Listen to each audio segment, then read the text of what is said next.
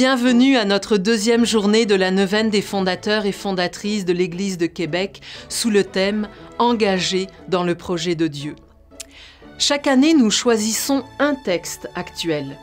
Aujourd'hui, c'est le témoignage d'un jésuite qui a été pris en otage pendant 4 jours en Haïti en 2020. Cela nous rappelle que bien des chrétiens à travers le monde s'engagent au risque de leur vie dans le projet de Dieu. Écoutons les mots du Père Da Silva. Ils seront commentés par le Père Marc Risetto. Écoutez bien. J'ai totalement plongé dans les mains de Dieu, totalement à la merci de mon impuissance. Otage, il ne me restait plus que l'intime tabernacle de mon cœur.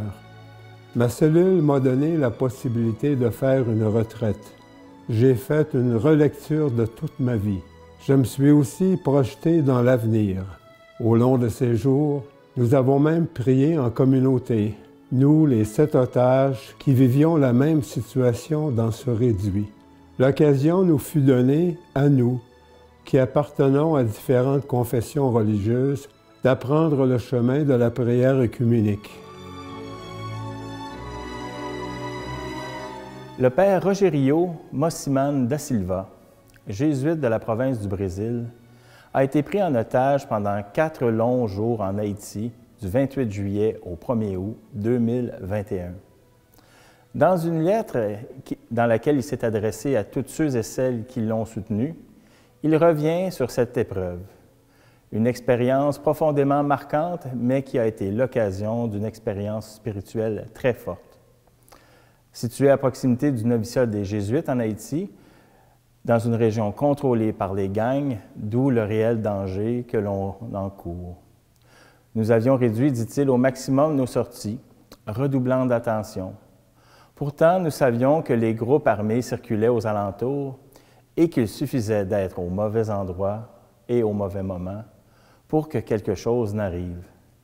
Me venait à l'esprit la prière de remerciement de Pedro Casalindaïa, déjà bien âgé et affaibli, qui disait « Merci Seigneur, car par ta grâce, nous n'avons jamais reculé devant la tentation de nous laisser emmener par la peur. » Arrêté par le gang au beau milieu de la route, les ravisseurs, en fin de compte, me traitèrent bien, sans brutalité, dit-il. Et je n'ai souffert ni de faim ni de soif. Ceci passé, de retour à l'humaine douceur de mon chez-moi, je peux vous dire, amis, que je vais bien, que je cherche à me reposer tout en tirant des enseignements de ce moment. L'expérience spirituelle est très profonde. Voilà ce qu'il faut retenir. À l'horizon de l'infini, par contre, j'ai totalement plongé dans les mains de Dieu. Totalement seul, à la merci de mon impuissance, otage du manque total d'informations, il me restait que l'intime tabernacle de mon cœur. Je n'ai jamais autant prié, dit-il, cherchant à être prêt à faire la volonté divine. Ici, c'était le moment d'aller jusqu'au bout, de donner ma vie de ce corps en sacrifice. Et si ma mort allait signifier un bien meilleur monde pour Haïti que ma propre vie. Le cri qui surgit des entrailles à la manière de Jésus martyr. « Mon Dieu, pourquoi m'as-tu abandonné? » Sachant que toutefois, que Dieu n'abandonne jamais personne. Pour moi, non que je ne suis pas posé cette question, sans privilège ni exception. Que dois-je faire? Père, délivre-moi de cette heure. Mais si j'étais venu précisément pour cette heure-là. Père, glorifie ton nom.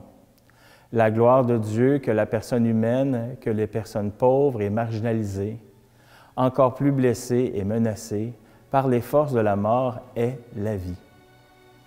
Je réfléchissais ainsi, si je m'en sors, que ce soit pour être meilleur, vivre avec plus de foi, plus d'espérance, plus d'amour, plus d'esprit, et de pratiquer la solidarité et une plus ferme fidélité.